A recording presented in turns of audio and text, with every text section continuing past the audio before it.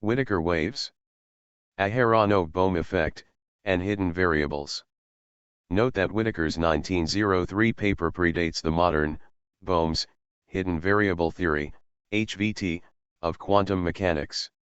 Whittaker's 1904 paper producing electromagnetic forces from interfering scalar electromagnetic potentials, even at a distance, also predates Aharonov and Bohm's seminal 1959 paper on the primacy of the electromagnetic potentials rather than the force fields, and their prediction of just such a Whittaker scalar interferometer effect in the total absence of the electromagnetic force fields. Recently, modern researchers, working on acoustic missiles and with the scalar acoustic wave equation, have rediscovered Whittaker's 1903 info-LD bidirectional planar waves inside the scalar wave. However, apparently they have not yet realized the application of this to scalar electromagnetic potentials, for use in their work on electromagnetic missiles. Thus it appears that our directed energy researchers are still not fully aware of the scalar extent of the Russian microwave directed energy techniques and capabilities. More on Kazanachev and priori.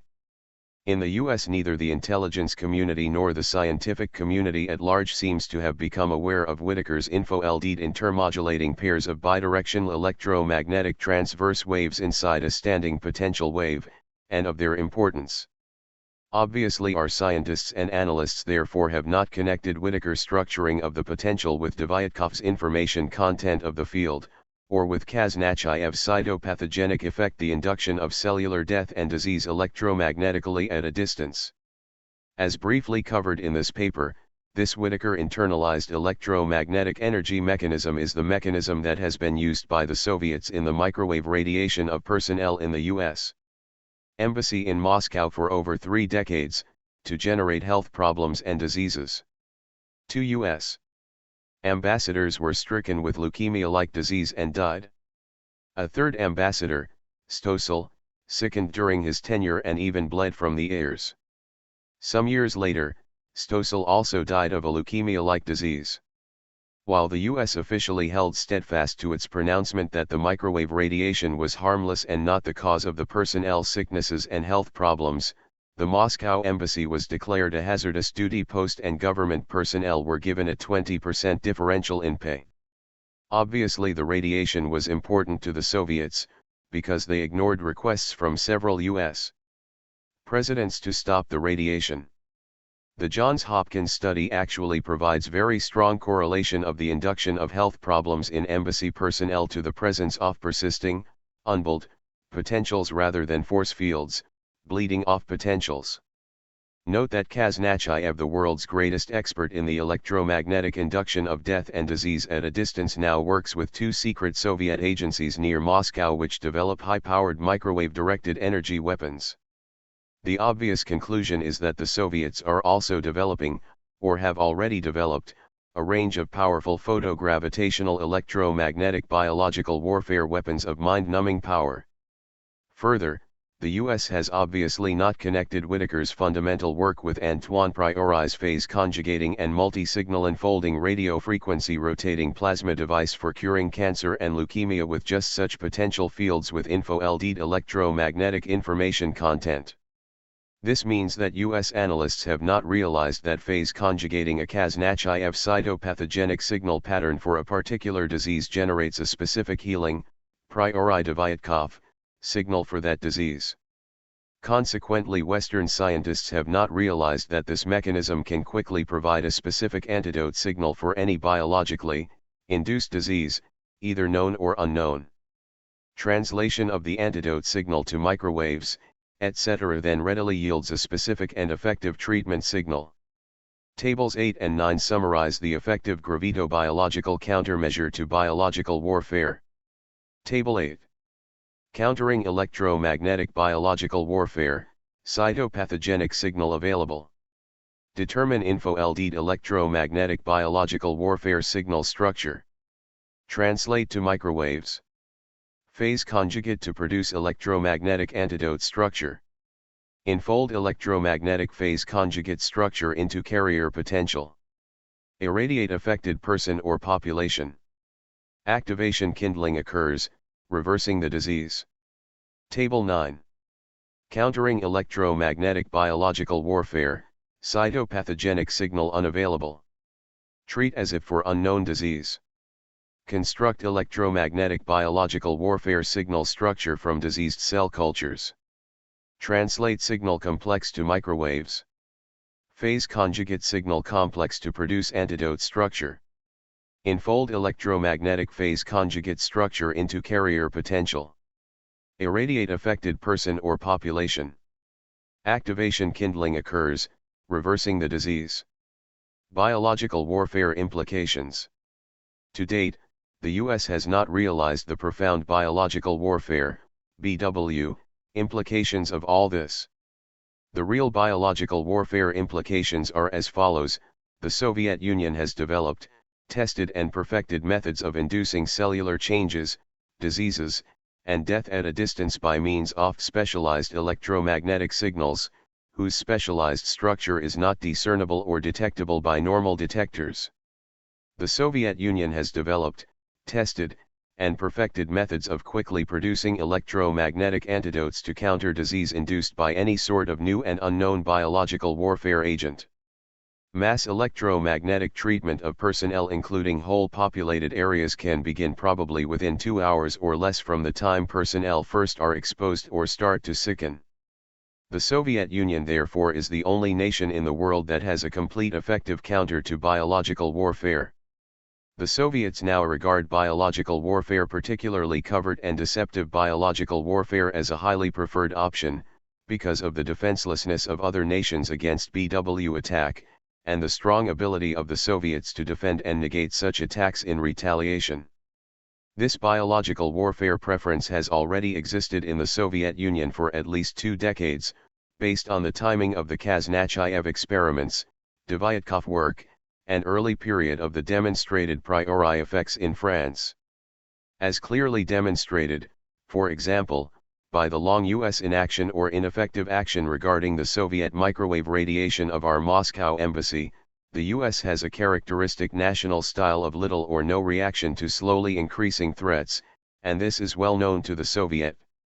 Given the first 6 biological warfare implications, it is highly probable that the Soviets have already unleashed clandestine, slowly increasing biological warfare against the West, both with biological warfare agents and electromagnetic agents, or augmentation.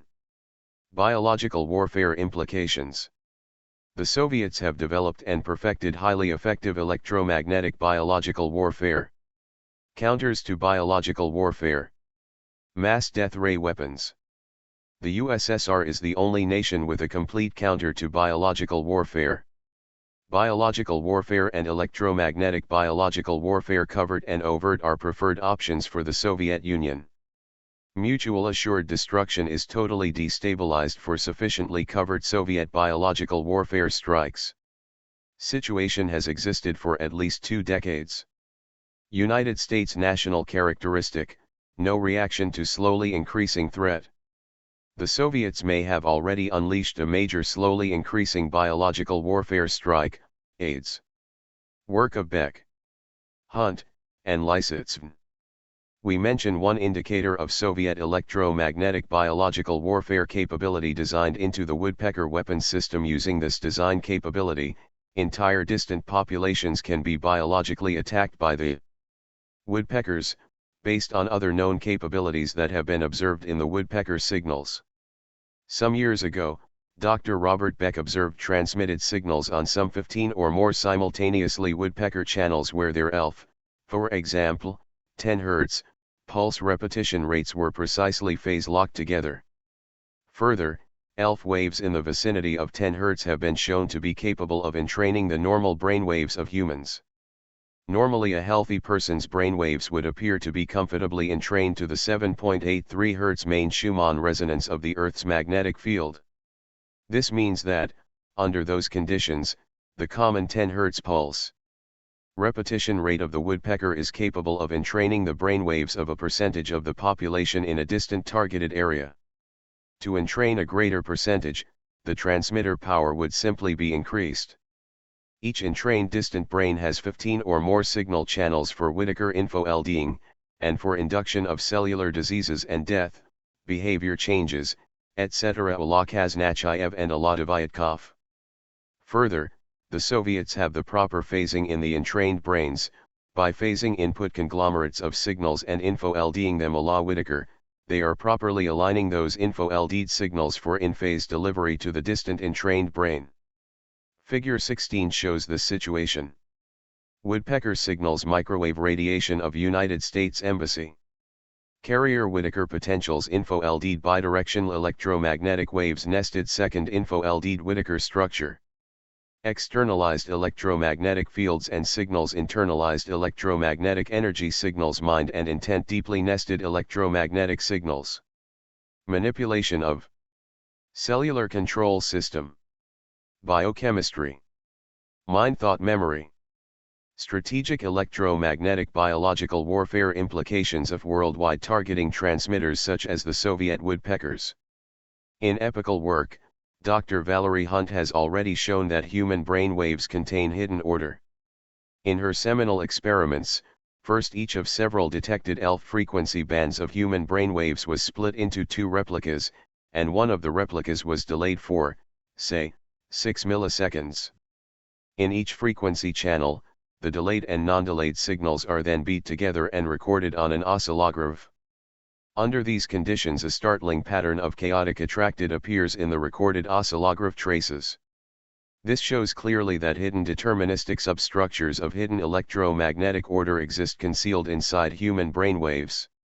Since Dr. Hunt has deliberately selected multiple frequency bands, this implies that this hidden order probably represents deterministically created and info-LD'd multiple electromagnetic bidirectional waves, channels, is Whittaker potentials.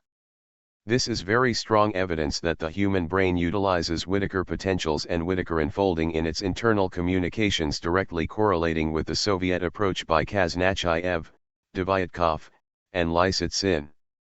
In the latter 1960s SK. Lysitsyn pointed out that the Soviets had broken the genetic code of the human brain. See Table 11.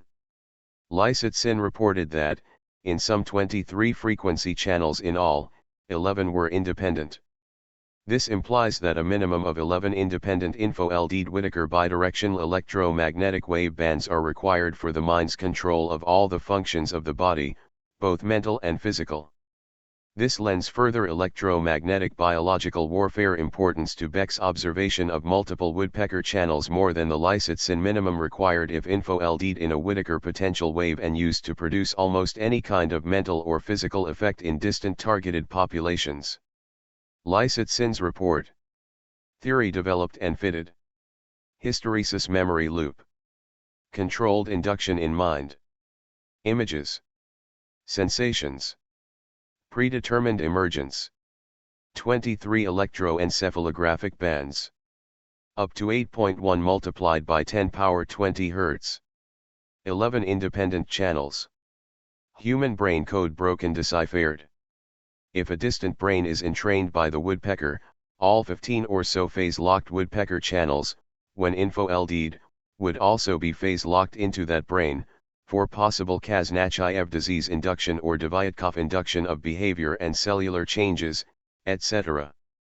It is also possible to produce direct images, emotions, thoughts, and memories in distant brains and personalities, via the Whittaker structured potentials. This was long ago hinted at by Soviet researchers in their heavily censored publications on biological radio. Explanation of electromagnetic biological trigger windows. A straightforward explanation now is possible for the strange phenomenon of many biological effect electromagnetic triggers being very, very weak and having a narrow window of electromagnetic amplitude of power. Below a minimum electromagnetic power level, the effect does not occur, and above a maximum electromagnetic power level that is only slightly higher, the biological effect also does not occur. Only within the narrow power window is the effect induced by the electromagnetic trigger signal. This window effect can be readily understood when one realizes that by weak envelope magnitude, or power, one is actually expressing and dealing with a function of the integrated, summed, power of the total number of info-LD'd Whittaker bidirectional planar waves, both coherent and incoherent, contained in the structuring of an artificial potential. We further are comparing the degree of coherence of that potential substructure to its degree of incoherence. However, now we must use a quite different comparison and analysis process from that of ordinary analog signal theory. By analogy, this dependence upon the number of info-LD signals is comparable to a digital process, such as that of the dot resolution of a printed picture. Also, it is an imperfect process. We are speaking of a case where each thing, dot, is a little bit fuzzy, not completely razor sharp. Our problem is that now we must have sufficient dot density, of our fuzzy dots, to have a clearly recognizable image, yet we must not have so great a density, of our fuzzy dots, that the image is smeared out and obscured in a sea of common gray or black fuzziness. Table 12 summarizes the effect. Why electromagnetic trigger windows? Well-known window effect. Weak electromagnetic trigger signals. Minimum signal strength threshold. Slight increase OK, gives window. Little more increase exceeds maximum threshold.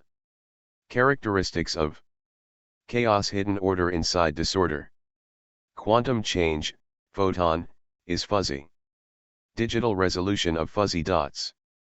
Refer to logistics equation, chaos. So unless a certain number of coherent electromagnetic transverse waves, fuzzy dots, are info-LD'd, printed, the pattern, image, to be engendered in the target is sufficiently incomplete that it cannot sufficiently charge and structure the dynamically fed potentials of the cell.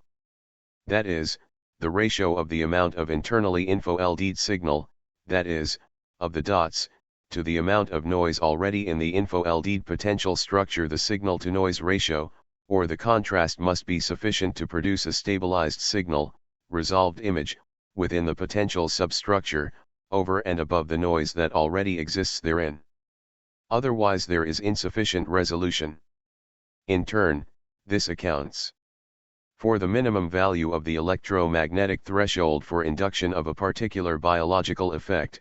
It is the threshold where the activation signal complex becomes recognizable or detectable by the biosystem's internal Whittaker channel detectors.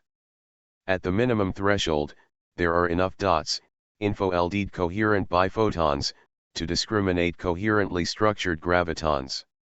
Also, corresponding to each dot being fuzzy, each info-LD'd electromagnetic wave is actually imperfect. It itself possesses noise distortion, fuzziness, or some lack of resolution, of its own. Remember, both the photon and the graviton are statistical entities, they are not at all brick-like particles. Therefore, not only does one enfold a pure electromagnetic activation signal on each wave, but one also enfolds some inadvertent electromagnetic distortion, fuzziness, as well. As integration occurs and more activation signal is collected, additional noise, fuzziness, smearing, is also info-LD'd inside the potential structure. As collection continues to increase, the resolution of the signal is gradually deteriorated. When deterioration is sufficient, resolution of the image, pattern, by the biological system's detectors is no longer possible. This accounts for a maximum threshold at which the coherence of the signal has been lost. Thus this accounts for the maximum value of the electromagnetic threshold for induction of a particular biological effect. Above the maximum threshold, internal signal resolution is lost. Additional power may produce gross energy effects, heating, chemical changes, mechanical damage, but will not produce precisely controlled changes via the mechanism of redirecting the body's own internal control mechanisms. When the signal is within the window, the signal-to-noise ratio, and the resolution, is discriminated to produce a stabilized pattern/signal, image, and so the signal complex will activate and charge the system until the biological effect macroscopically emerges. That is, within the window the signal resolution is sufficient to produce the information content of the field that generates and activates the biological effect, using the body's own internal control system. Depending upon the particular physical chemical biological effect engendered, the biological response may be immediate, after a short charge-up time delay, after a more extended charge-up delay, or after a substantially extended charge-up delay that may be many years. We now are equipped to understand the window of magnitude that most often exists in the weak electromagnetic induction of biological effects in living systems. Only at or above the minimum threshold does sufficient resolution of the pattern signal for biological activation occur. Above the maximum threshold, the info-LD pattern or image is no longer discriminated. The amplitude of the weak signal potential our normal instruments are measuring is in general a function of the summation of the simultaneous amplitudes of the info-LD and hidden Whittaker electromagnetic waves inside that potential. Further, most of our instruments have nowhere near the response needed to accurately measure individual components of such an ultra-wideband series of frequency signals as evidenced by Licit-SIN. Therefore, in most experimental work in the literature, our instruments have grossly integrated the signal complexes over a relatively long time. That is, our instruments have almost never yielded anything of the structure we were trying in measure. Presently most of this is hidden in what we simply see as very fine noise in our instruments. If we see it at all roughly, then, the measured amplitude of the potential we see is a nonlinear function of the number of info-LD Whittaker electromagnetic waves, to the first order. The minimum number of info-LD electromagnetic signals required for image resolution, together with the maximum number of info-LD electromagnetic signals that must not be exceeded if image resolution is not to be lost, are the two primary factors involved in whether activation occurs or not. They create the minimum and maximum signal thresholds for inducing the biological effect. Relation to chaos theory. Most of this can be much more precisely stated in terms of chaos theory, but that is beyond the scope of this paper. However, for an indication, see Figure 17, which is a standard portrayal of the chaos inherent in the logistic equation. We can readily understand the minimum and maximum biological trigger thresholds from this figure. As can be seen, as the R value increases toward 1, there is no discernible pattern or image, signal. That is, there is insufficient resolution to detect the true signal order. At a threshold just past R equals 1, resolution rapidly improves so that a true, discernible analog pattern or signal, line, exists. Just before reaching R equals 3, the fuzziness spurts up again, until bifurcation occurs. Now there are two values, or two discernible analog signals, one of them nearly the mirror image of the other. At about R equals 3.5, fuzziness starts to increase again, this time due to another bifurcation. Thereafter bifurcation increases so dramatically that, between about 3.5 to 4, rapid loss of any recognizable analog pattern or signal occurs. From R equals 4 on, the system is totally chaotic, and absolutely no recognizable image, signal, occurs. Figure 17. Chaos, the collected emergence of large-scale order from disorder. The apparent disorder actually contains hidden order. The human biological electromagnetic system works this way. As can be seen, for activation/kindling there is a window with minimum and maximum values. Only in this window is there a discernible image, signal. Normal detectors tend to determine only the analog, envelope, value, not the individual structure showing the window where the coherent signal is reasonably resolved. Experimentally, the situation is further compounded by the fact that the instrument itself also exhibits chaos effects such as the window of the logistics equation. More on internalized energy. Again, it should be strongly accented that the true living electromagnetic energy of biological systems is internalized, info-LD electromagnetic energy. It is the info-LD and hidden electromagnetic energy of the organized bidirectional electromagnetic wave systems inside the Whittaker potential. It is photon-structured graviton energy. This is not the externalized electromagnetic energy of the electromagnetic wave envelope, with which Western science is presently so preoccupied. This energy does not appear in the electrical engineering or electrical physics textbooks. Nonetheless, our health and our very lives depend upon it. Plants, animals, the earth, the oceans, the rivers, the atmosphere, and the clean environment are continually activated and filled with this internalized, info-LD electromagnetic energy. In its radiation, the sun pours forth enormous amounts of it, which we never measure with our instruments. The Earth, Sun, and Moon particularly, and the other planets to a lesser extent, form a giant, Whittaker communicating system that provides the very life stream that sustains us. Figure 18. Earth, Sun, and Moon are Whittaker coupled. Mechanisms for evolution. Gaia. And morphogenetic field. For all the creatures and species on Earth, the Whittaker structured potential mechanism provides the precise physical mechanisms for evolution, and for Sheldrake's morphogenetic field. Every creature continually contributes structures into the quantum potential for its own species, and the quantum potential for every species is per Toft overall planetary quantum potential for all its living things. Each species has its own quantum potential, to which every action, movement, thought, or incident of, by, and to its members contributes a minute amount of substructuring. Thus very slowly the species bioquantum potential adapts from the combined experiences of all its members, and the species learns. Sudden, wholesale changes, of course, can extinguish a species before this mechanism has time to adapt.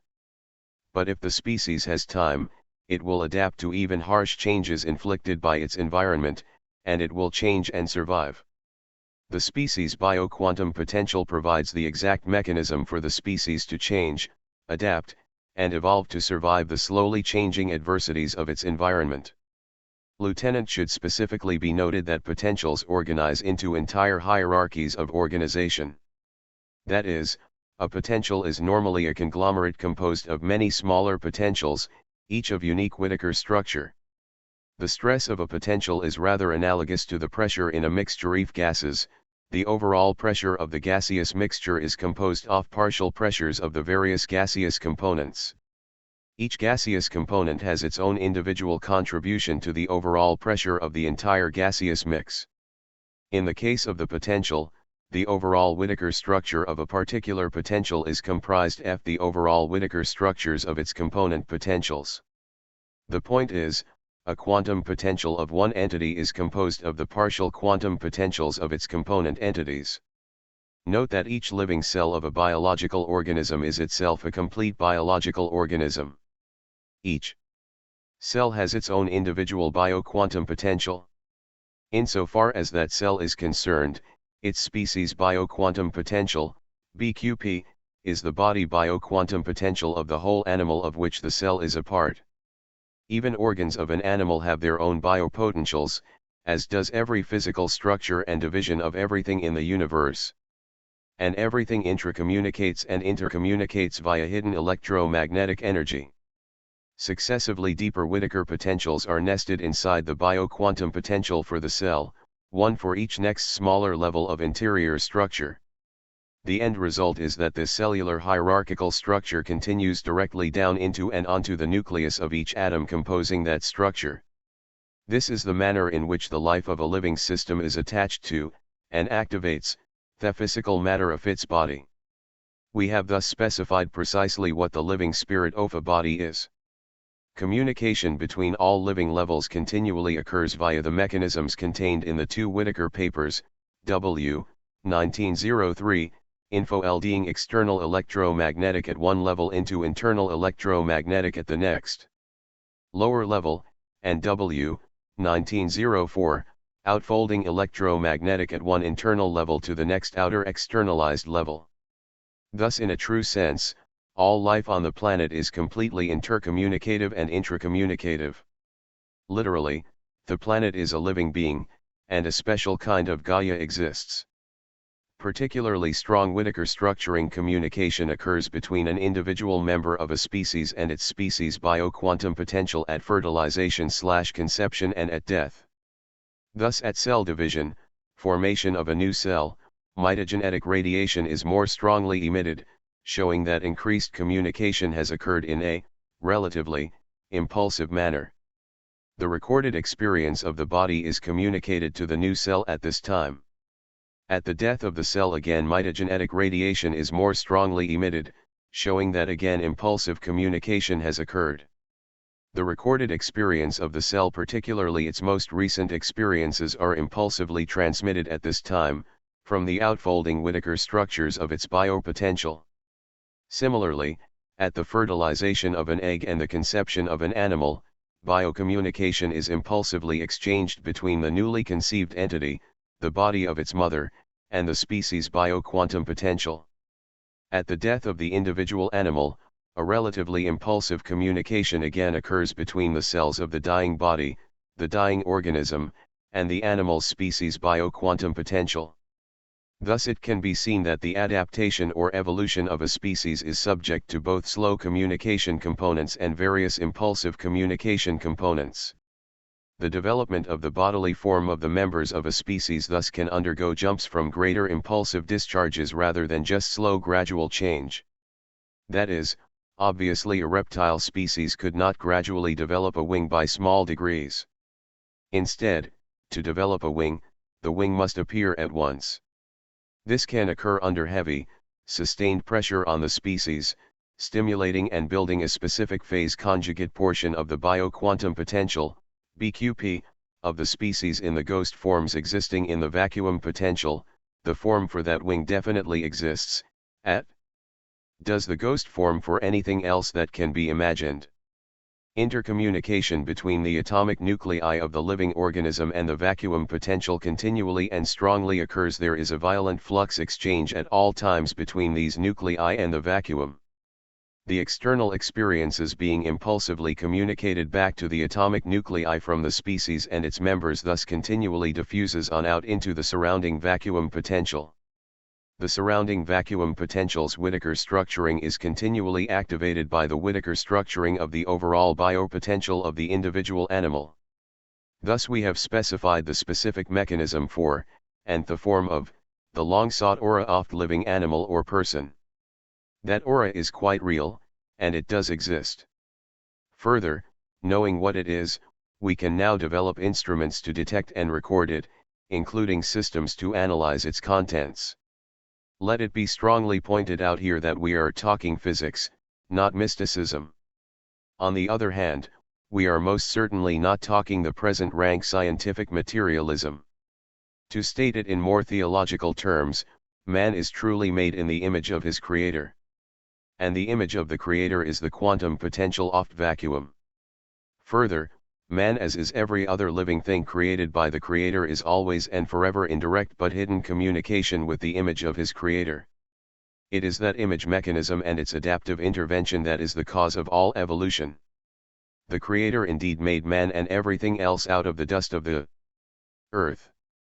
And indeed he activated his creation with the breath of life.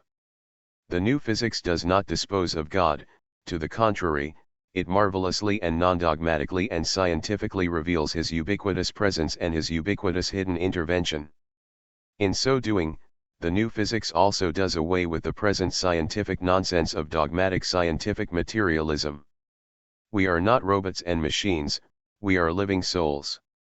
Our minds and our beings are not captured in the puny electrical discharges of our brains and nervous system, but in marvelous structures pervading the entire universe, everywhere, everywhen, in the internal Whittaker structure of every point in space-time. Each has a spirit, that which motivates matter, and that spirit is a form in the Whittaker structures of all the potentials of the universe. Further, the spirit is eternal. Destruction of the physical body does not alter the fact that the individual spiritual form and its every deed, thought, feeling, and experience exists for all eternity, in every part of the universe, directly in the form and image potential of God. We indeed are eternal, and our true self is non-material and immortal.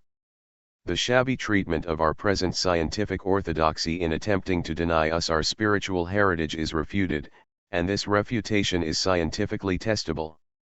We challenge the present dogmatism to practice scientific method and put it to legitimate experimental tests. Spend some money and some time, and do it right. The necessary instruments can be developed. The necessary tests can be performed. The necessary results can be shown. And, Given those results, the present materialism must be cast aside as an infantile derangement. It is long past the time when science should put away such juvenile things, and get on with a more mature, adult world. If it does this, then science can contribute to the salvation of man. If it does not do it, it will continue to contribute to the destruction of man.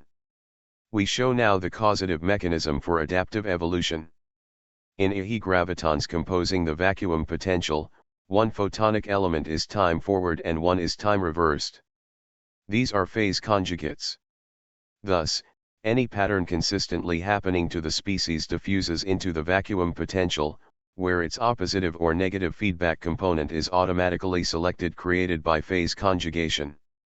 The bottom line is this: the external factors causing stress on a species automatically, but slowly, generate a time-reversed response in the activation of the vacuum potential. That is, the species need charge generates an activated phase conjugate response charge, effectively charging up, integrating, the veritosed form or forms in the virtual state of the vacuum that would fulfill that need. As is well known in physics, a virtual entity can become real and observable if energy is added to it. Thus the species need is steadily causing just such addition of energy to the virtual state ghost form that answers that need.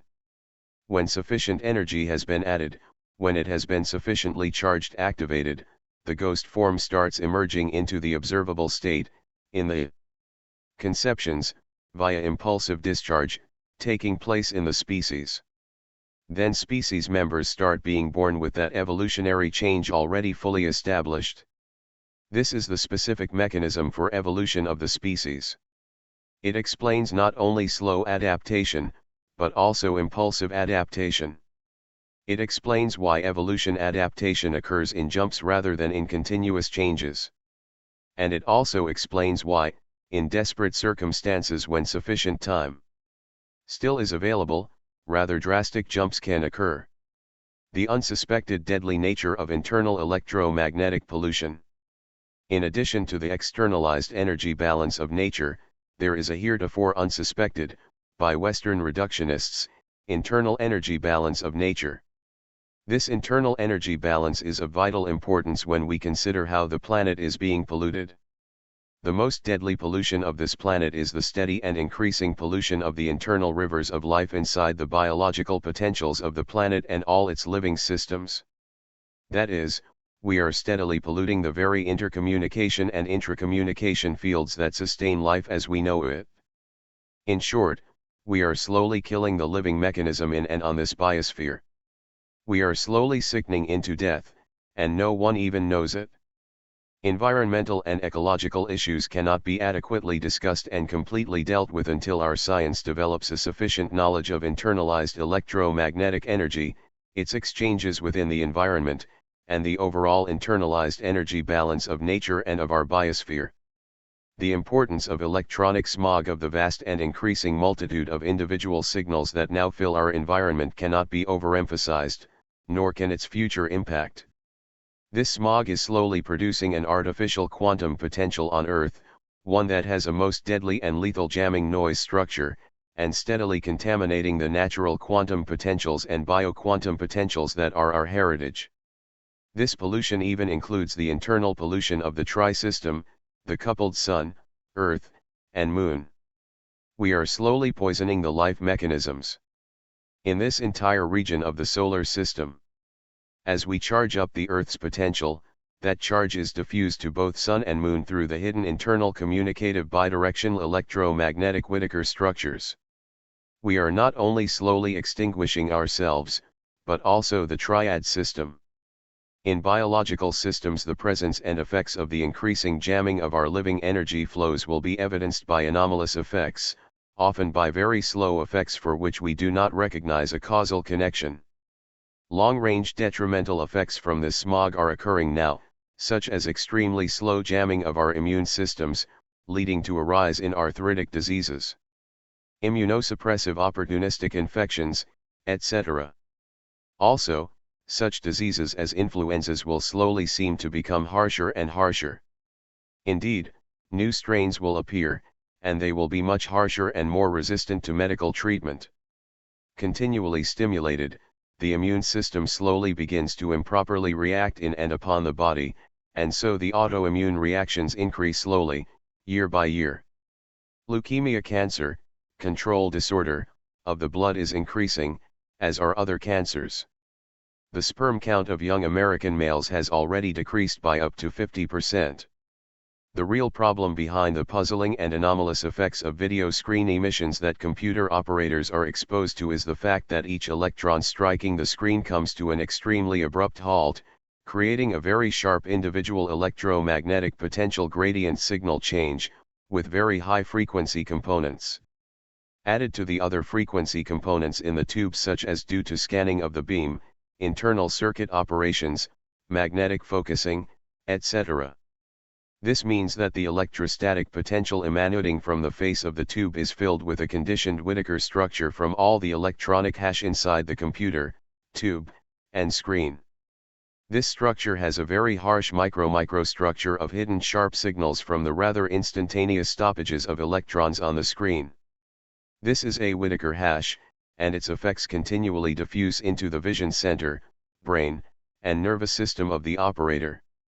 The light from the tube is conditioned with this Whittaker structure, and when absorbed by the retinas of the eyes, it imparts and diffuses that hidden structure directly onto the nervous system and the surface of the brain. By diffusive activation, charging, this gradually spreads into the other parts of the body, particularly in and through the master cellular control system, and partially charges their potentials with the hash. After hours of exposure, kindling of the Whittaker structure in the physical system is sufficient to be expressed as physical changes such as headaches, vision effects, dizziness, etc. Very subtle blood tests should also reveal blood changes, particularly typical of weak autoimmune reactions, or typical of weak stimulation of the immune system. The more subtle parts of the master control system are affected as well. With repeated and daily exposures, the hash activation partial charge is sustained in the body, continually interfering with precise control mechanisms. Thus an increased incidence of fetus defects, responsive abortions by the body, and birth defects in infants of exposed pregnant women has a causative basis. In a radar system, there is splatter and noise from all the various circuits, the transmitter, and reflections in the area. Harmonics, reflections from surrounding plates, panels and objects, and the continual interference of all these signals, form a Whittaker potential with a sharpened and dynamic hash for its internal structure. This hash continually diffuses into radar operators and maintenance personnel exposed to it. Diffusion of the jamming hash leads to slow, harmful variations in the master cellular control systems of the exposed personnel. Defective sperm cells can result a higher incidence of cancer, and leukemia results in operators extensively exposed to such non-ionizing radiation in their everyday duties. Power lines act as antennas, continually picking up and re-radiating all the electronic signals that impinge upon it, no matter how weak. Myriads of television, radio, power machinery, and other electronic signals are involved. Further, the power flowing through the line carries all the electronic smog from any place along it to all the others, time-reversed components of the info-LD Whittaker structure considered. So it is a vast gatherer of electronic smog, which is info-LD'd inside its potential and re-radiated everywhere along its length. With the crisscrossing of numerous new lines every year, and the drastic increase in communication signals, electronic signals, and electrical signals, we are slowly poisoning our entire biospheric living internal river of life. We are steadily contaminating and poisoning the entire planetary potential, and each and every year we are dramatically increasing this deadly effect. In the modern home and office, we are particularly blessed with these interactions. Numerous electrical and electronic gadgets were and operate and create electromagnetic fields and weak electromagnetic radiation signals. The electrical power line brings to our home all the internal patterns that have been impressed from afar. Literally, it brings us weak electronic hash from the entire Earth. The light from our electric lights and lamps carries this hash directly into our retinas, brains, and nervous systems. The Whittaker structures are modulated into the sound from our radios and stereos, entering our ears and auditory systems, on into our nervous systems and brains. Watching television, the light from the tube contains all this hash and also the internal hash of its own circuits, tube, and its screen hash. Continual weak electromagnetic hash continually impinges on our skin by radiation from light sockets, appliances, and fixtures. If we sleep under an electric blanket, we sleep directly in an alternating magnetic field that penetrates even down to the nuclei of the atoms of our body, directly inputting the hash into our body's biopotentials. Even when turned off, the fixtures and appliances in our home continue to emit Whittaker standing potential waves, exposing us to weak but continual hash. Thus the same cellular changes, etc. that occur in video screen operators and radar operators begin to gradually occur in our bodies, from the electromagnetic pollution of our environment. Usually, however, we get a smaller dosage rate than the screen operator or radar operator, and so the changes occur more gradually. Our unhealthy electromagnetic hash environment is already inducing leukemia and cancer, and immune system defects and diseases, gradually over a period of years. Hotspots will obviously occur, where the dosage rate is increased because of particular reflections, reinforcements, interferences, etc. Such cancer and leukemia hotspots do indeed exist, without any presently known explanation. In the normal weak electromagnetic noise environment that used to exist on Earth, the minimum threshold effect provided security against the normal weaker background. The maximum threshold effect provided security against sudden larger electromagnetic jamming occurrences. In today's electromagnetic noise environment, both of these protection thresholds are becoming inadequate. How the drug culture was really created. Much of our present younger generation is electronically plugged in, to put it mildly. Heavy rock concerts at great volume blast into their listening audiences not only the rock music but also the electromagnetic hash from all the effects previously listed. They also blast a certain type of philosophy, of frenzied sex, violence, contempt for society, and rebelliousness. The guitar has been lowered onto the player's body so that its neck becomes a giant phallus. Frenzied movements of the player demonstrate overtly full preoccupation with sexual stimulation and orgasm. The impact of these giant emotional mass experiences of the audiences is reminiscent of the huge Nazi rallies that Hitler used to so effectively condition a generation of Germans, and use them, once conditioned, to launch an attack on the civilized world that resulted in the deaths of over 100 million people. Certainly orthodox psychologists and psychiatrists have already addressed the parallel of the rock concert to the orthodox understanding of mass conditioning. We will shortly address an unorthodox element of which the present scientists are unaware. In addition to their mesmerized attendance of rock concerts, often youths continue their heavy listening schedule at high volume from their own stereos and transistor radios, often with earphones which can sustain the loud volume in their ears.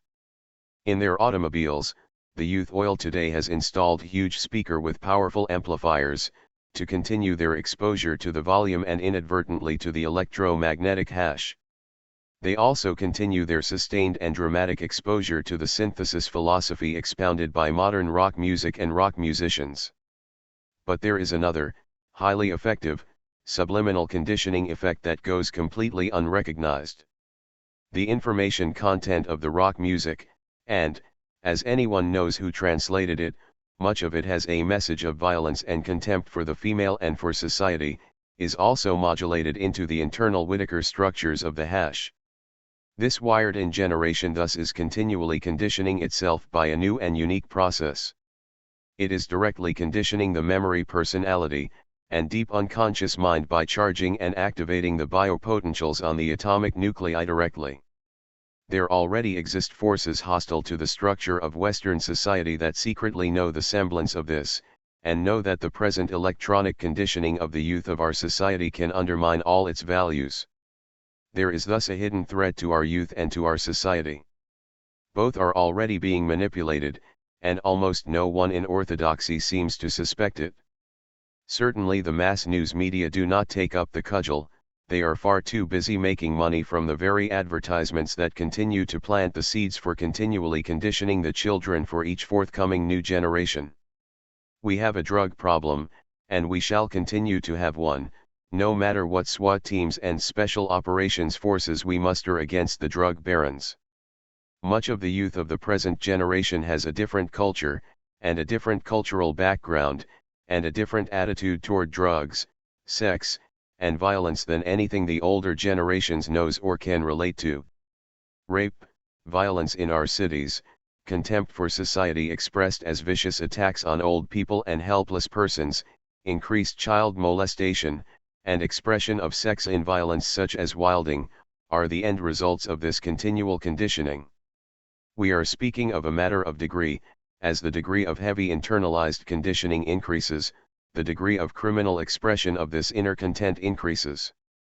Just as the great psychologist Jung observed in his patients the increasing dark content of the unconscious mind being conditioned into Germans by Nazism, and predicted a direct and violent overt expression of it, in the Second World War, so one sees today an increasingly violent and crime-ridden future for the cities of America, from the steady manipulative internalized electromagnetic conditioning of our youth. But, the reader may ask, is all this really true? Can one explain how and why we acquired the drug problem in the first place?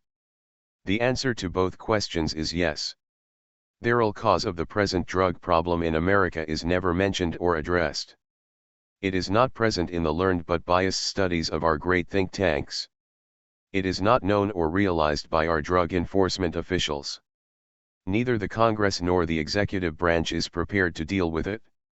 In fact, because of the financial implications, they would most probably hamstring any effort at exposing it and dealing with it directly, just as they hamstring efforts to declare alcohol and tobacco addictive drugs.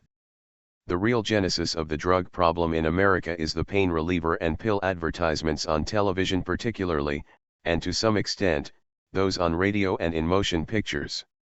Think of it this way, in the 1950s and 60s America became televisionized. Most households, even those of the poor, obtained television sets. The reason was for entertainment, and the intended enrichment of our lives. In fact, we got that aspect of television, and we also got something far more pervasive and far deadly. We had taken a viper to our bosom, so to speak. Americans were enraptured with television, to put it mildly. The television set became the center of entertainment and the center of attention in massive numbers of households. Millions of little babies, with their little formative minds absolutely pliant and absorptive, watched thousands of hours of television, including thousands of hours of television pill commercials and pain reliever commercials. Always depicted were situations where life's problems have a chemical solution. Has mama had a trying day, dropped the iron, and dropped and broken the dish of food? Pop a pill, a soother of the nerves. Got a headache from tension or sinus? Pop a pain reliever. Pop a pill, baby. Life's problems are solved with a chemical solution.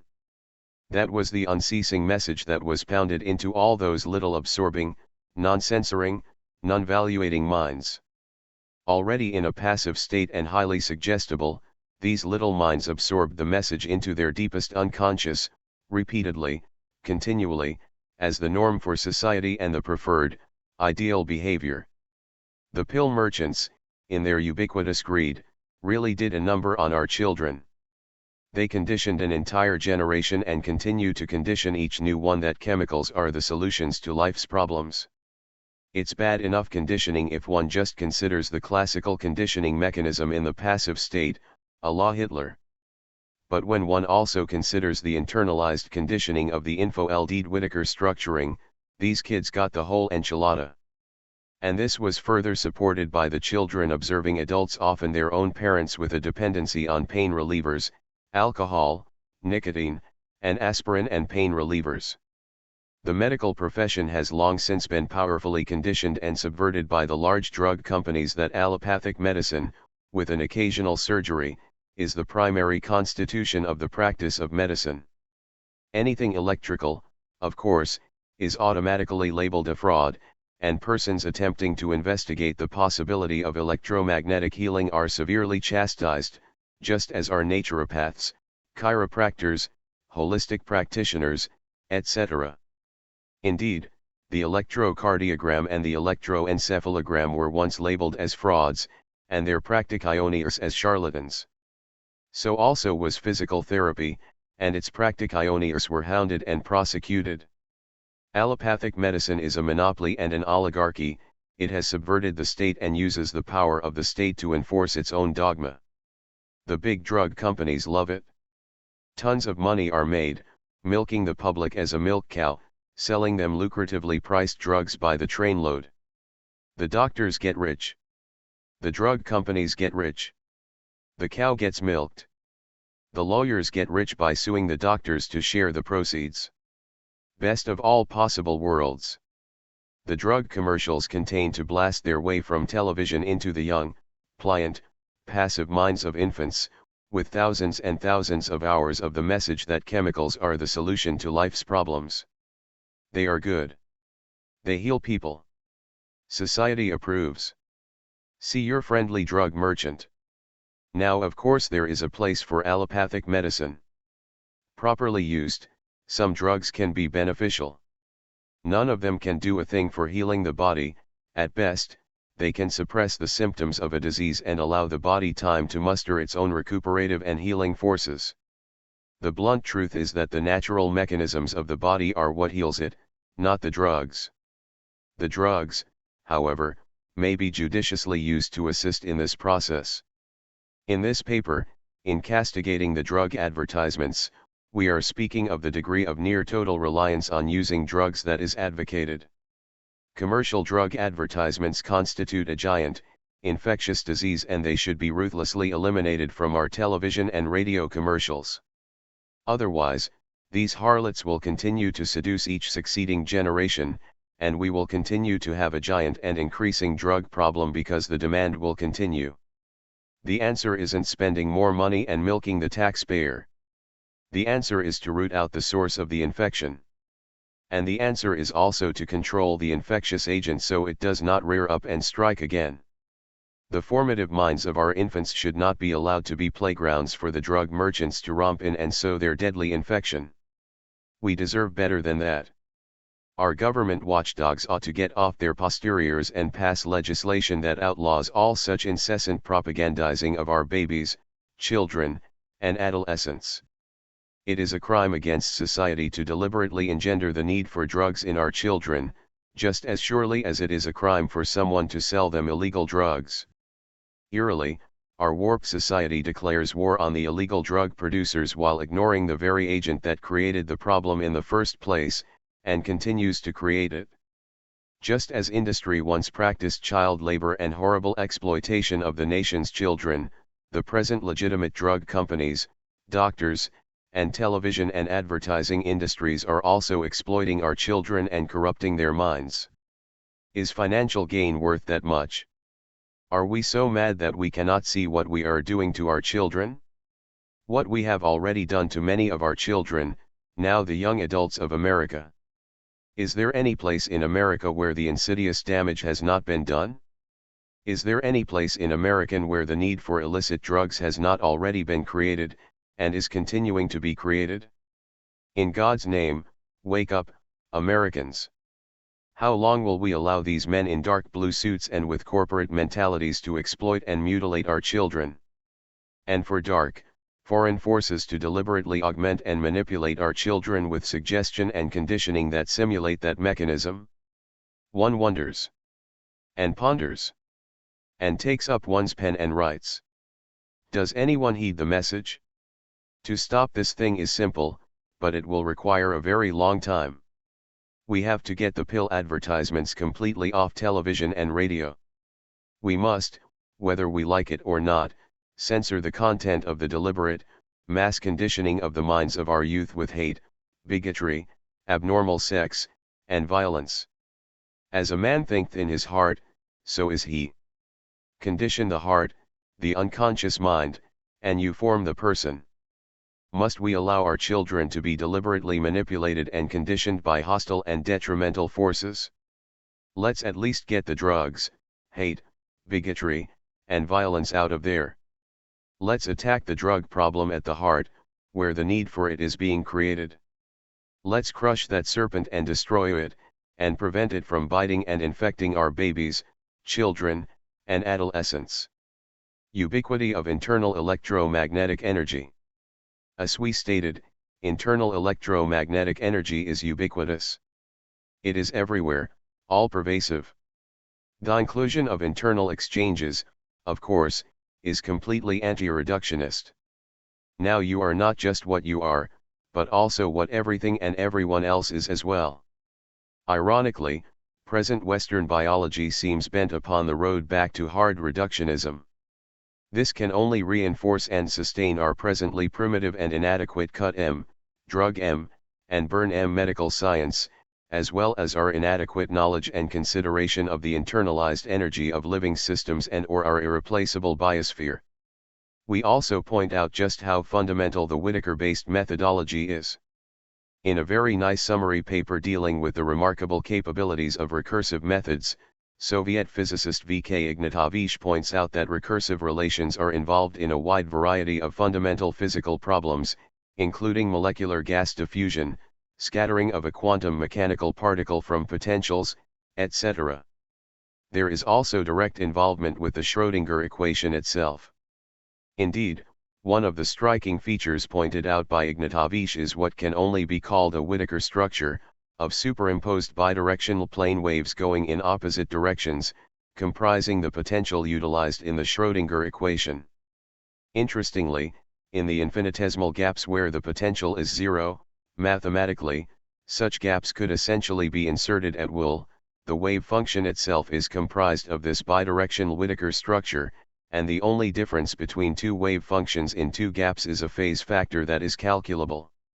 In short, deterministic Whittaker unfolding of bidirectional electromagnetic plane waves is the key to direct engineering of the Schrödinger equation itself, hence of all physical change. From the very beginning, living biological systems have utilized Whittaker structure in their deepest biological control systems. This has allowed them to utilize very minute voltages and currents, yet precisely communicate these incredibly weak signals through a very noisy ordinary electromagnetic environment inside the body. The emergent picture is this: 1.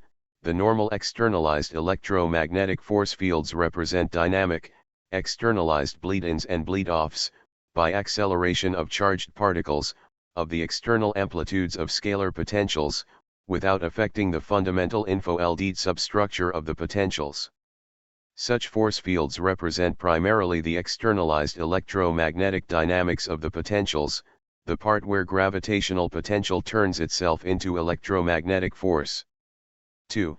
Whittaker unfolding of such electromagnetic forces in bidirectional electromagnetic wave pairs inside the scalar potentials allows calm, smooth, deterministic communication between all the parts of the biological organism, normally without undue disturbance from the externalized maelstrom of first-order physical reality, single photon interactions with matter. These hidden Whittaker structures represent the internalized electromagnetic dynamics of the potentials and their intercommunication and intracommunication. A very different physical reality. While beyond the scope of this paper, we point out in passing that consideration of the internalized electromagnetic energy of biological systems, and of the universe, gives a quite different kind of physical reality picture than the normal first-order reality. Biological functioning in this different reality realm therefore exhibits quite different characteristics from the normal externalized aspects of biological actions. Direct mechanisms for mind, thought, emotion, memory, hidden and intracellular communication, etc. result from the new approach. In addition, mechanisms for previously rather mysterious parapsychological phenomena such as psychokinesis, precognition, and postcognition also result. Further, it is now clear why heretofore such phenomena have been demonstrable only statistically and even then only minimally. The true deterministic electromagnetic signals involved were very weak info-LD Whittaker structures inside scalar electromagnetic potentials. Since our present instruments have all measured the much more powerful externalized electromagnetic energy, we have only been able to statistically discriminate, and very weakly at that, the emergent order in rather large-scale integrated chaos effects. Thus for the most vital living functions of the organism, we could only show weakly ordered and statistically significant small deviations from randomness. We stress that all these internalized reality subject areas, regardless of how mysterious they have previously seemed, are now open to direct investigation and even direct engineering. We further stress that spacetime, quantum change, the Schrödinger equation, parapsychological phenomena, and physical and mental reality are all now unified and accessible to scientific investigation and direct engineering. Solving the quartz versus glass transmission problem. In passing, we point out a solution to one of the problems that have puzzled Western analysts for over 2 decades. In the Khaznachayev cytopathogenic experiments, as shown diagrammatically in Figure 19, disease and/or death is induced into one cell culture by optical electromagnetic radiation emanating from an adjacent but environmentally shielded contaminated culture. Similar disease induction experiments have been successfully performed in West Germany, Australia, and at least by one U.S. researcher. Khaznachayev's results were obtained by weak optical radiation through a thin quartz window, but not through a thin window of ordinary glass. He reported the discovery of weak mitogenetic photons in the near ultraviolet, which purportedly induced the effect. In West Germany, University of Marburg researchers duplicated the experiment, ostensibly discovering weak mitogenetic photons in the IR frequency region, which purportedly induced the effect. However, it is not nearly so simple as measuring single frequency photons. We are dealing with internalized energy, and hence with the info-LD coupled photon-graviton structure of Whittaker potentials. This hidden info-LD structure is the information content of the radiation emanating from the diseased cell culture graviton containing hidden electromagnetic photon information that can induce the same disease or physical conditions in the targeted cells if delivered to them intact. Further, the bidirectional electromagnetic wave structure of the Whittaker potential consists of pairs of contra-traveling electromagnetic waves multiplied together, hence modulating each other and locking together. To form gravitons, multiple photons are locked together in n-tuples, both in number and in harmonic frequencies, by this process. All gravitons containing information must have harmonic substructures, else modulation of monochromatic photons did not occur to produce them. Figure 19. The Khaznachayev apparatus for cytopathogenic experiments. Many thousands of experiments were conducted by 2 military institutes. Another way of saying the same thing is that gravitons represent a special, linked photon, averaged lattice in the vacuum flux. Horizontally, spatially, the photons are linked into gravitons by bidirectional electromagnetic waves. Vertically, time-wise, the photons are linked in frequency by harmonic and subharmonic oscillation. Figure 20 shows the general scheme of this Whittaker lattice. The reader should be at pains to understand, however, that the lattice structure shown in Figure 20 is not fixed, but consists of averaged equilibria in the fiercely boiling vacuum virtual particle flux. The fierce vacuum flux actually consists of the continuous dynamic interference of myriads of just such Whittaker structures created in the macro world. Each part of the macro world, on the other hand, is just an equilibrium condition in that overall flux cauldron. As can be seen, according to this model, physical reality is a hologram, and in an eerie fashion Mach's principle rigorously applies. The point is, both modulation, info-LDing, and subsequent demodulation, outfolding, of the internalized electromagnetic energy are operations that only occur in nonlinear materials. A nonlinear material is one which, in reaction to an introduced monochromatic wave, produces harmonics in addition to the fundamental frequency. Being entirely a nonlinear-based effect and mechanism, the cytopathogenic, Khaznachayev, effect requires harmonics if it is to be transmitted and exhibited. It is not the singular electromagnetic force fields which carry the information for the cytopathogenic effect, it is the multiple internalized electromagnetic waves in the substructures of Whittaker potentials that carry it. A harmonic series of bidirectional waves must carry it. Hence, to induce the disease in the second sample, one harmonic interval is the smallest bandwidth that must be info-LD'd in the diseased cells, transmitted intact through the window to the targeted cell culture, and absorbed and deposited therein. Further, between harmonic signals are jamming noise, insofar as the harmonic Whittaker structures of a particular pattern are concerned. This explains why Constable and Gambill were able to occasionally take paranormal photographs through filter glass that was transparent to infrared and ultraviolet, but opaque to the visible spectrum in between. Ultraviolet is a first harmonic of infrared. The filter glass passed one harmonic interval, and blocked out the outside and inside jamming signals. Figure 20. The Whittaker-structured graviton lattice of vacuum spacetime. Breaking the time sink of the photon structures accounts for the collapse of the wave function and leads to photon interaction. In uncurved spin, 2, graviton spacetime, one photon is measured, and the antiphoton produces Newton's third law reaction force, usually just recoil in the measurement instrument, which is ignored. Quartz passes both infrared and ultraviolet, in addition to the visible spectrum. Kazanachiev's experiments were performed in the dark, and so the jamming noise of the visible spectrum was absent. Therefore the thin quartz window passed one optical harmonic, because the ultraviolet is twice the frequency of the infrared. That is, the thin quartz window was able to pass gravitons coupled photon/antiphoton pairs, rather than just individual photons. The gravitons had been emitted from diseased cells, and the exact Whittaker structure for the disease was contained in the gravitons. In these gravitons, their internal photons retain their spatial and harmonic coherence and correspondence, which retain the disease pattern. When the disease structured, cytopathogenic, gravitons were deposited in healthy cells shielded from the visible jamming spectrum, the biopotential of the healthy cell structure gradually charged up and became activated with the Whittaker-structured disease pattern. Thus the specific disease was gradually kindled in the targeted healthy cells. Normal window glass, on the other hand, does not pass a full harmonic interval. That is, it busted up the gravitons, separating them into weak photon emissions that did not retain their previous spatial and harmonic coherence in a structured graviton space-time lattice.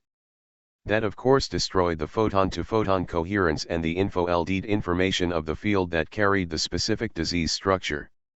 Therefore, when the two cell cultures are separated by thin window glass, the graviton pattern is broken up and the disease is not kindled in the targeted cell culture by mitogenetic photons passing through the window glass. Hence the disease can be transmitted through the quartz, but not through the thin window glass. With a quartz window, the disease is transferred electrogravitationally by the structured charge of the arriving intact gravitons. With a window glass window, the gravitons are busted up and the disease pattern lost in the window, leaving isolated photons to arrive in the targeted cell culture and be deposited. Since the disease information has now been lost, the targeted cell culture does not contract the disease. Actually, the effect induced by info-LD'd harmonic radiation in the optical range can also be achieved in the appropriate microwave range, so long as properly structured, coupled photon-antiphoton gravitons including the necessary harmonics are maintained. The major mechanism for this translation to different frequency bands is already well known in the theory of forced oscillations, but it is little utilized in normal engineering. The translation mechanism is subharmonic oscillation. In subharmonic oscillation, a frequency that is a subharmonic of some higher, even much higher, resonant frequency can trigger the higher frequency oscillation. Subharmonic oscillation is particularly applicable to living systems, because, 1. Their physical structures are highly nonlinear, 2. A great number of biological oscillators are nonlinear, 3. In general, nonlinear oscillators may vary both their frequency and their amplitude, particularly as a transient effect, 4. Nonlinear oscillators are characterized by an initial transient period followed by the attainment of a stable period. 5. Subharmonic frequencies in highly nonlinear materials will richly generate harmonics, so that the particular required harmonic of interest will very probably be produced. 6. The initial transient period of the nonlinear oscillator often acts as a sort of harmonic frequency sweep to simulate many harmonics, including the one of interest, and 7. The transient stimulus of the desired harmonic overcomes static or initial damping so that only the much lower dynamic damping is produced. Subharmonic oscillation is very important in Whittaker structuring. A Whittaker structured potential is already harmonically structured essentially from near 0 Hz to near infinity, as was pointed out by Lysitzin in a disguised manner. The Whittaker structuring is a spatial and harmonic structuring of a partial potential component of the total space-time potential. Subharmonic resonance plays a major role in this structured lattice far more than we have previously suspected in our study of subharmonic resonance in nonlinear gadgets. The implication of high biological nonlinearity and subharmonic oscillation is that Kazanachev cytopathogenic optically induced effects can readily be translated to cytopathogenic microwave-induced effects because they already are. An optical Dovyatkov information substructure can also be translated to a microwave Dovyatkov information substructure. Further, if the optical Kazanachev cellular disease-inducing signal sets captured from a diseased cell culture are phase conjugated, this yields a specific curative signal complex for that specific disease. This optical curative signal structure can then be subharmonically translated and Whittaker info LD to yield a curative microwave Dovyatkov information signal. This is the basic mechanism for direct engineering of electromagnetic healing apparatuses, such as were successfully developed by Antoine Priori and properly tested by eminent French scientists working with him, in the 1960s and 1970s. The near-total electromagnetic cures for cancer, leukemia, autoimmune deficiency syndrome, and hosts of other debilitating diseases too numerous to mention can be developed in rather straightforward fashion, given the funding, scientific team, and facilities to accomplish the task. Detection is actually binary. But how can all of this have escaped our finest researchers and theorists for so long? We present a brief presentation of why this has eluded the attention of our scientists. First, though not too well known, all detection is actually binary, although in almost every single detector only one part of the detected two components is utilized for the measurement. The other part of the binary detection occurs in the atomic nucleus, and is ignored or discarded in almost all measurements we presently perform, and in almost all the instruments we build and use. Note that each element of the electromagnetic structure of the Whittaker potential is binary. There are two bidirectional waves in each one. In the linear situation, our normal instruments demodulate a photon and an antiphoton from each binary graviton structure of this binary channel. In its output, the instrument separately utilizes the externalized, electron-moving, wave or photon as the detected signal, while utilizing the other demodulated antiphoton or anti-wave to produce the recoil of the atomic nuclei of the instrument itself, in other words, to produce Newton's third law reaction force. Indeed, the universality of Newton's third law is prima facie evidence of the existence of the coupled photon-antiphoton graviton prior to demodulation and measurement of photon interaction effects. Classical electromagnetics has always been a derivative of the real unified field electromagnetics that actually exists in nature, and we have always been misled by the very electromagnetic instruments we are so proud of. In a nonlinear situation, on the other hand, we are inevitably dealing with a harmonic situation. Any photon incident into a highly nonlinear material will generate harmonic photons, each of which will generate further harmonics, etc. Further, the nonlinearity generates time reversal, phase conjugation, so that time-reversed replicas of these harmonic spectra are also generated, but nonlinear materials are also modulators and demodulators. Hence the nonlinear material is continually info-LDing and outfolding the Whittaker structure harmonics. In our normal detectors and detector theory, we discard the entire info-LDing aspect of the situation, and usually much of the rich harmonic spectra as well. We certainly fail to recognize the continual creation and annihilation of dynamic photon-structured gravitons. For those, we simply treat the gross captured electromagnetic energy aspect, in that it determines the overall envelope magnitude of the scalar potential. The point is, in a nonlinear optical graviton situation which must involve info-LD infrared and ultraviolet photons, our photon detector busts up gravitons, and it may measure either an ultraviolet photon or an infrared photon, depending upon the mechanics of the situation. It will not normally measure or indicate both, since it discards and neglects one or the other as its own instrument recoil. And it will tell us almost nothing of the very rich dynamic graviton structuring and exchanges that are occurring. It will give us no picture at all of the info-LD Whittaker structure and the internalized electromagnetic energy order. We have always been applying non-unified electromagnetic technology to unified field theory problems anyway, hence for 3 decades Western single-photon scientists and engineers have remained completely puzzled and baffled by 1. Kasnach-Sykes graviton is a multi-photon unit and in structure can be deterministic work. 2. Dvyatkov's the particular photon structure of the graviton is the information content of the potential/graviton field, and 3. The microwave radiation of the U.S. Embassy in Moscow. We also were puzzled by 4. The strange Petokov-Toth episode involving the Soviet classification of a paper on bioparticle emissions and little pieces of the vacuum medium. And of course we never understood Tesla when he adamantly insisted that the electromagnetic waves in vacuum were not transverse but were longitudinal waves, or electromagnetic sound waves, as he referred to them. And all our textbooks today utilize macroscopic electric and magnetic fields in the vacuum when no such thing exists now or ever existed. Electric and magnetic waves are matter waves, usually of the conduction electron gas in our conductors. They are not what is coming in from the vacuum and interacting with that conducting electron gas in our detectors. However, since our instruments actually detect and measure the movement of the conduction electrons, then indeed we detect and measure electric and magnetic fields inside our instruments, not in the vacuum. Isn't it a bizarre aberration of scientific thought, just as Tesla stated that all our science and engineering continues to teach and accept such a fundamental mistake?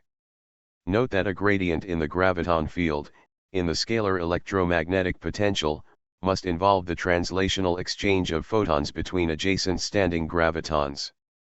When one understands the unified field approach, it is totally to be expected that the diseases induced in the embassy personnel in Moscow would not occur where electric and magnetic fields, single photon interaction with matter field stuff, were present, but only where these single photon fields were not broken out of the Whittaker potential, stabilized multi-photon coupling field stuff, before reaching the targeted bodies. In other words, the diseases occurred where the potentials persisted, and where the force fields, the bleed-offs of the potentials, were absent.